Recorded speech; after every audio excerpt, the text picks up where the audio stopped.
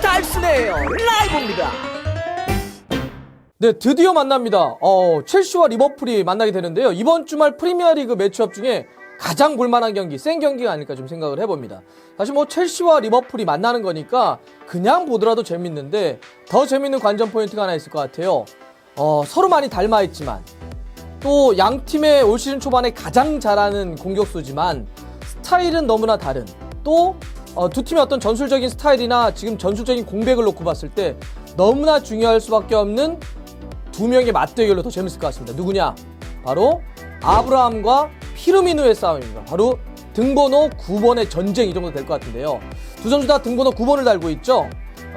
아브라함도 그렇고 피르미누도 그렇고 시즌 초반에 진짜 좋아요. 그런데 스타일이나 이런 건 좀 다릅니다. 그거 한번 짚어보려고 하는데, 자, 그러면 일단 바로 첼시와 리버풀의 이번 경기 예상 라인업 한번 볼까요? 자, 일단 첼시입니다. 첼시는 3백과 4백을 약간 오가는 흐름이 있었는데 이제 이번 주말 경기는 다시 4백으로 전환할 것 같습니다. 자, 공격부터 한번 볼까요? 공격은 최전방에 아브라함, 그리고 좌우 쪽에 플리식과 윌리안. 플리식 자리는 뭐 페드로가 나올 수도 있을 것 같긴 한데 잘해야 될 텐데 페드로가 지난번에 너무 잘 못해가지고. 자, 그리고 미드필더에는 돌아옵니다. 누가 돌아오느냐? 캉테가 돌아옵니다. 좀 부상 때문에 좀 어려움이 있었던 캉테인데 캉테가 돌아오면서 바로 코바치치 그리고 조르지뇨와 함께 쓰리미드를 구성할 것 같고요. 수비 쪽은 왼쪽부터 알론소, 이건 좀 부상자가 좀 많아요. 크리텐센, 주마, 첼시 팬들은 조마조마하시죠. 그리고 이제 오른쪽에 아스필리쿠에타, 골키퍼는 이제 케파입니다.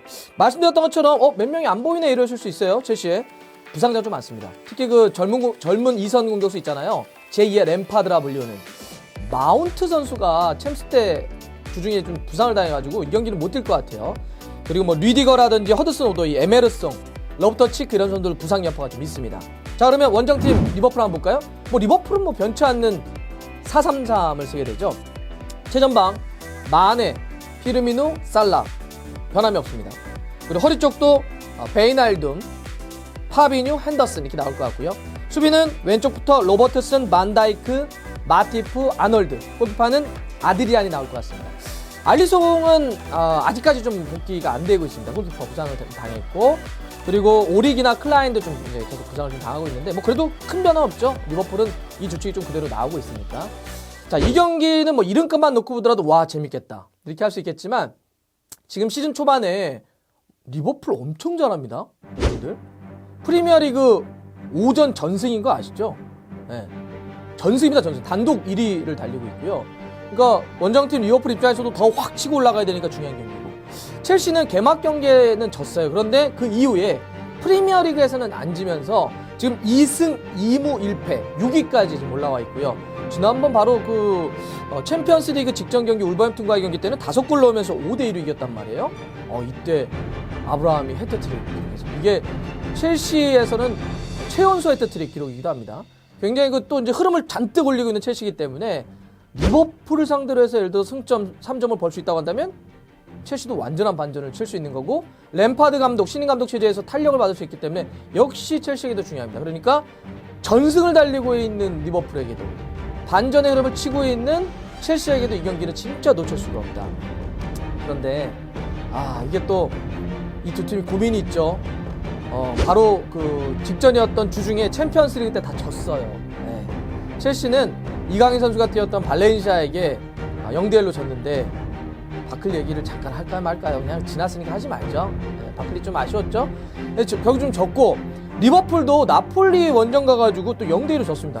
이때도 약간 그 PK 문제가 있었네. 서로가 다 이번에 PK 이슈들이 있었는데 주중에 어쨌든 챔피언스리그 경기를 졌기 때문에 두 팀은 또 그렇게 보면 어쨌든 반전이 또 한 번 절실한 거고, 또 이 경기 끝나면 여러분도 뭐가 있는지 아세요? 다음 주 주중에 리그컵 경기가 또 이어져요. 그러니까 흐름을 계속 좀 타야 됩니다. 로테이션도 잘 돌려야 되고. 그러니까 이런 맞대결에서 정말 중요하다 이렇게 말씀드릴 수 있겠고, 근데 여러분 시즌 초반에 이 두 팀이 만나는데 올 시즌 이게 첫 만남 아닌 건 아시죠?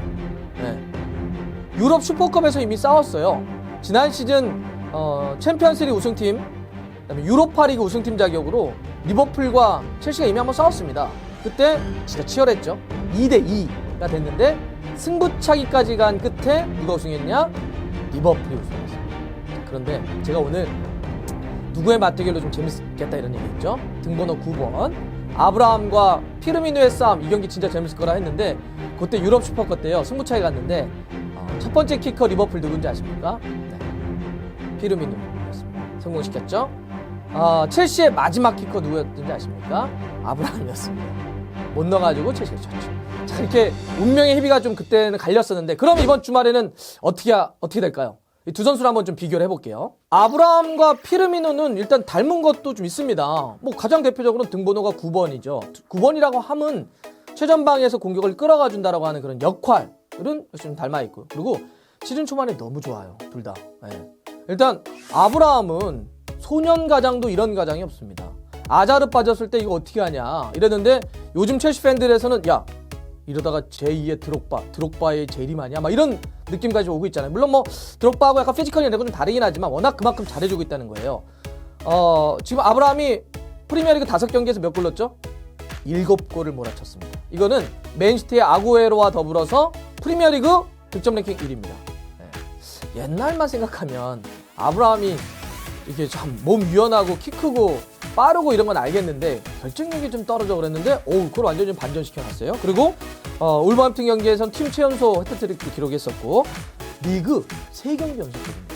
굉장히 좋은 흐름이에요. 이렇게 굉장히 지금 아브라함도 흐름이 좋고 피르미누도 역시 마찬가지입니다. 뭐 살라나 마네라고 하는 뛰어난 파트너가 있지만 뭐 리버풀의 전승 프리미어리그 올 시즌 초반 놓고 보시면서 공격은 다들 이건 인정하실 거예요. 야, 진짜 피르미누 같은 선수 없구나. 뭐 화려하거나 빠른 거는 살라하고 마네지만 피르미누와 같은 선수가 없으면 이거 팀이 잘 안 되겠구나. 피르미누가 진짜 얼마나 그 서로에게 그 막 붙여주고 연계해주고 연결해주고 혹은 기분 상하면 토닥여주고 이런 거 얼마나 잘합니까? 진짜 팀플레이의 전형적인 모습을 보여주면서 실제로 지금 프리미어리그 올 시즌 초반에 팀의 평균 평점을 놓고 보면 피르미누가 1등입니다. 그만큼 피르미누가 굉장히 공헌도가 높다는 거죠. 이렇게 등번호 9번 시즌 초반의 흐름 두 선수가 같은 것은 똑같습니다. 이런 공통점인데 다른 점이 좀 있습니다. 눈에 확연히 가장 큰 거는 자 저희가 지금 두 선수의 기본적인 능력치 스탯을 보여드릴 텐데 일단 그 두 선수는 플레이 스타일이나 움직임의 반경이 조금 달라요.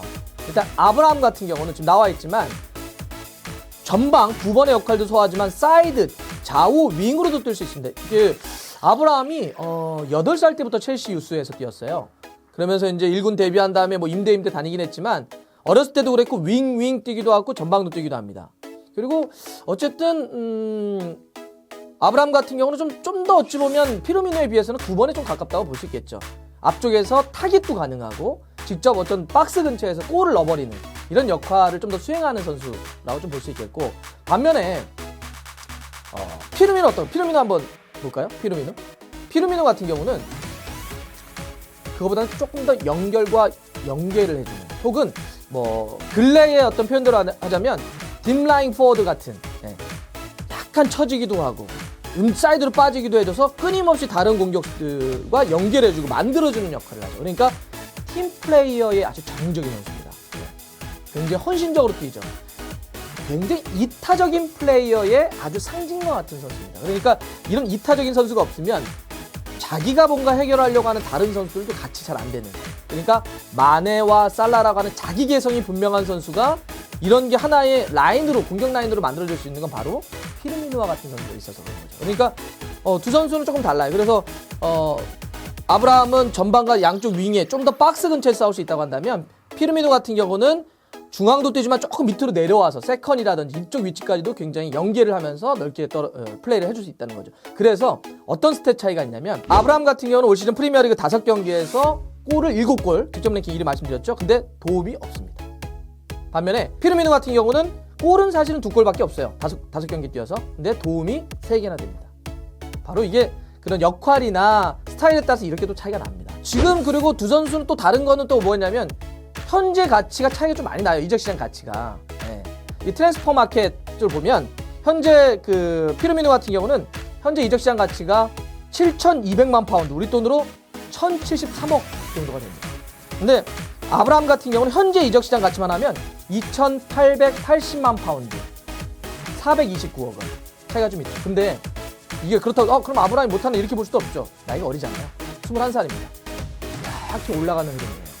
피르미노는 지금 열심히 막 자기의 어떤 절정을 좀 보여주는 거고, 이렇게 이런 것도 좀 차이가 있습니다. 커리어에 이렇게 올라가 있고 좀 치고 올라가는 흐름이라고 하는 점에선 여러 가지 좀 재밌을 것 같긴 한데, 자, 근데 이제 뭐 두 선수의 어떤 스타일 비교나 어떤 뭐 위치 변화 이런 거는 좀 이야기를 해봤어요. 근데 이 경기에서 서로 만날 때 그게 서로의 어떤 상대성하고 뭔 관계가 있는데, 관계가 있습니다. 네. 이것도 두 선수가 굉장히 중요하다라고 하는 이유 중에 하나인데, 자, 아브라함부터 한번 볼까요? 자, 아브라함은 두 가지 때문에 일단 중요합니다. 이번에 아브라함은요, 혼자 많이 해야 돼요. 도와주는 게 좀 약해졌습니다. 누가 빠졌죠? 마운트가 빠졌어요. 마운트 진짜 잘하는데, 그 발렌시아 경기 때 코클랭이었나요? 코클랭이 태클이 아니라 이렇게 발 차면서 발목을 이렇게 눌러가지고, 예. 근데 제가 듣기로는 아주 심각하진 않다고 하는데 이번 경기는 못 뛴다고 합니다. 마운트가 좀 빠진 상태에서 지원이 없으니까 혼자 해결할 수밖에 없는 상태입니다. 그런데다가 실제로, 그리고 마운트가 있을 때도 마찬가지였지만, 아브라함은 첼시의 팀 득점에 얼마를 혼자 넣고 있느냐? 64%를 해결하고 있습니다. 네. 리버풀이 일단 수비력도 굉장히 좋은 팀이잖아요. 근데 다른 어떤 선수의 도움, 물론 뭐 안 받는다는 건 아닙니다. 캉테도 돌아오고 조르지뉴도 있고 또 이제 뭐 윌리안도 있고, 그러니까 도움을 받을 텐데 도움이 좀 상대적으로 조금 좀 적게 들어갈 수밖에 없다는 거. 그런 상태에서 상대적으로 아브라함이 능력을 극대화시켜서 반다이크와 맞서 싸워야 됩니다. 그런 점에서 굉장히 이 아브라함의 역할이 좀 중요하다는 거고, 저는 좀 지루도 있잖아요, 이렇게 얘기할 수는 있어요. 그죠? 지루가 있다고 할 수 있겠는데, 자, 이거는 상대가 리버풀이기 때문에 리버풀이 어때요? 전방 압박을 굉장히 세게 합니다. 라인을 올려놓고 싸워요. 그죠? 리버풀이 라인을 올려놓고 싸운단 말이에요. 근데 지루를 놓으면, 지루는 어떤 걸 잘하죠? 연계. 네. 딱 상대와 막 싸우면서 어깨 딱 뒹굴 떨어뜨려주면 그걸 다른 선수 발로 원터치로 연결을 좀 때려버리는 걸 잘하잖아요. 근데 리버풀이 수비 라인을 올려놨어요. 그럼 뒷공간이 넓게 열렸는데 오프사이드 위치 혼자 들어가서 연계해요? 안 돼요. 네.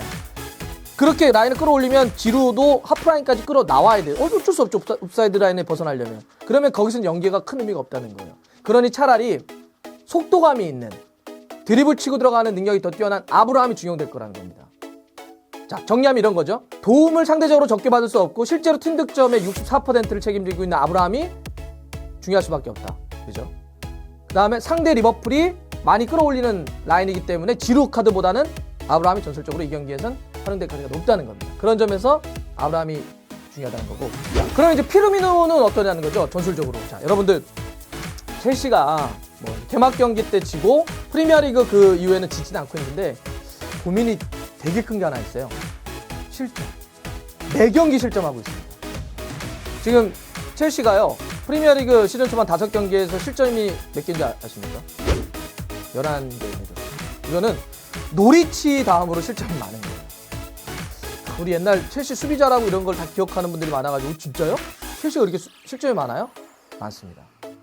그리고 다른 뭐 유럽 슈퍼컵이라든지 챔피언스 리그 다 포함을 해도 7경기를 올 시즌 공식 경기 치렀는데 다 실점했어요. 지금 수비 쪽에도 부상자가 많죠? 이번에도 주마, 크리텐센이 나올 것 같은데, 자, 이러면 그래서 3백 쓰고 그랬던 거예요. 램파드가 어떻게 해보려고, 램파드 감독이.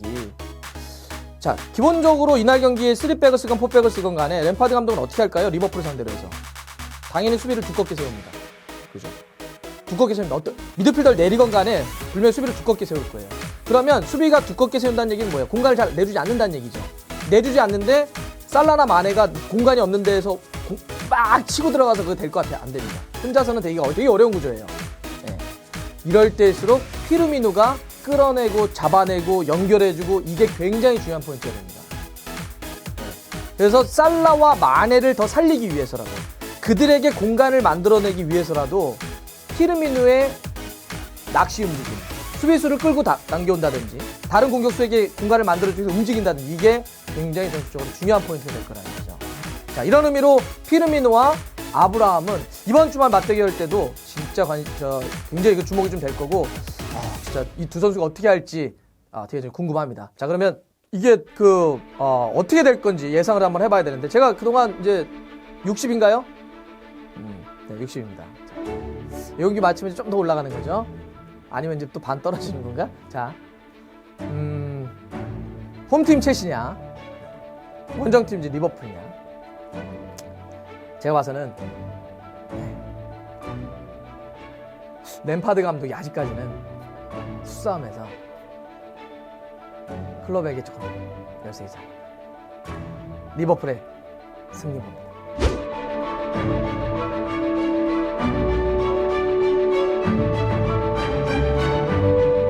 자, 좋아요, 구독 걸립니다. 때려야죠. 알람 들어갔어요.